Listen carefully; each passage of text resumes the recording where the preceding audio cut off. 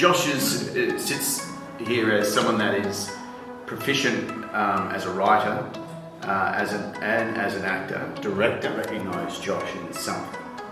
You've seen him in some people know, some yes. So I'll give you the nutshell version. Go. So after night, I stuck around in Sydney for a bit, tried to hustle to get work, and but the plan was always to go to the States and try and do comedy over there, TV comedy, because at the time there really wasn't a lot of TV comedy happening in Australia. There's a little bit more now, but it was always like wanted to go and do comedy in the States, but just had to figure out tactically what the best way to get there was, because the hardest part is getting representation over there, getting an agent, right? Yeah. So you can't just rock up, you can't just leave the airport and go, all right, Hollywood, where's my job? Someone has to rep you, and getting that representation is quite tough. So I was waiting for that job that would get me the representation, and ultimately that ended up being a TV show called Thank God You're Here. And that was an improv comedy show. So you did the American version? No. Did the Australian version. Yeah, right. But it was enough, it was popular enough in order to send that over to the States and use that as a calling card to get repped. Yeah, right. And so once I got repped, I went over, and that was in about 2008.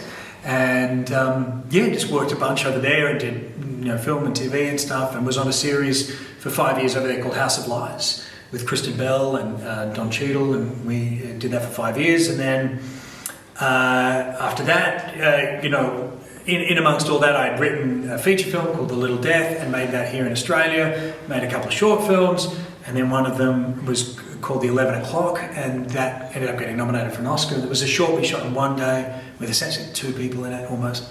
And then made my second feature film here in Oz called Long Story Short, and then Mortal Kombat. Mortal Kombat we shot in 2019 in Adelaide, and that's just come out now. So you're also in, what's the show set where you played a chemist?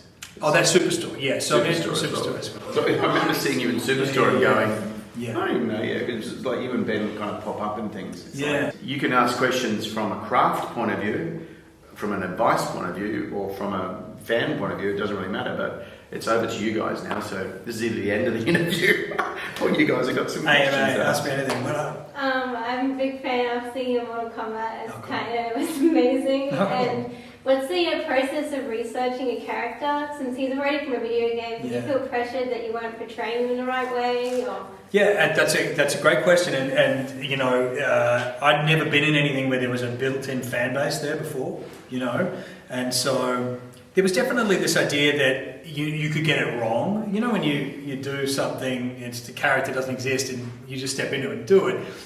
It's less likely you're going to get it wrong because nothing existed beforehand. But yeah, there's this expectation that I was going to.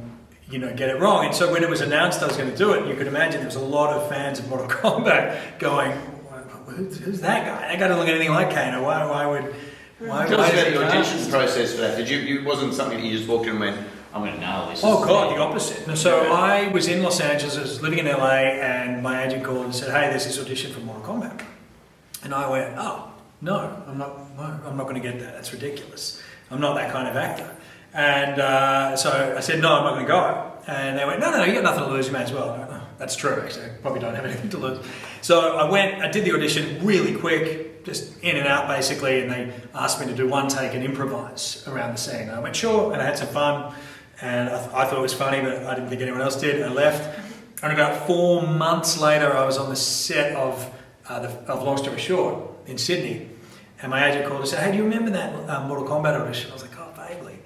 And they went, yep, well, it's yours. They want you to do it in a couple of weeks. I went, oh, damn, it's not going to work out. I'm shooting my movie now. Too bad. Wish it could have worked out. And they went, no, we'll make it work out. And I go, well, good luck, because I've got to shoot my movie. I don't have time. And the agent sort of called and went, look, you'll have to do the post-production on your film while you're shooting Mortal Kombat, if that's all right. I went, yeah, that's fine. I mean, you just got to take work sometimes when it comes up, and the timing isn't always perfect. So there was times when I was, in full Mortal Kombat outfit, like knives sticking out of me, fighting reptile and covered in blood, And they go, yeah, Josh, cut, you got 15 minutes. I run to the editing suite, which is in the same studio. I'd sit down, I'd be editing this romantic comedy and, you know, do the kiss bit. They go, Josh, we got to get back, you got to kill Reptile again. I go, yeah, give me another 15 minutes. So I was just going back and forth over and over again, just trying to do both gigs at the same time. And I think ultimately that helped me in Mortal Kombat because, to come back to answer your question, I was so distracted with my own film, long story short, that I didn't really put much pressure on myself to get it right with Kano. And so I think how that ended up was that I ended up having quite a bit of fun in Mortal Kombat. And I wasn't really worried about getting it right or wrong. I was just grateful to be working, and I was more passionate about my little indie film, to be honest.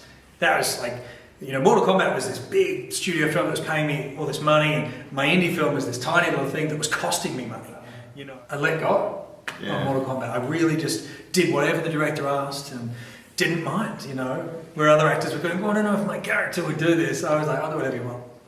Okay, it's cool. And it kind of suited Kano. That larrikin Australian version. So you're saying that out there we were chatting, you're saying that you ended up improvising a lot of the dialogue? Yeah. That was ultimately a really helpful thing with Kano, partly because it was written by an American and it was like, we really got to be Aussie. And there were all these sorts of like, oh, hey, look at that Sheila, or crikey. And I'm like, no.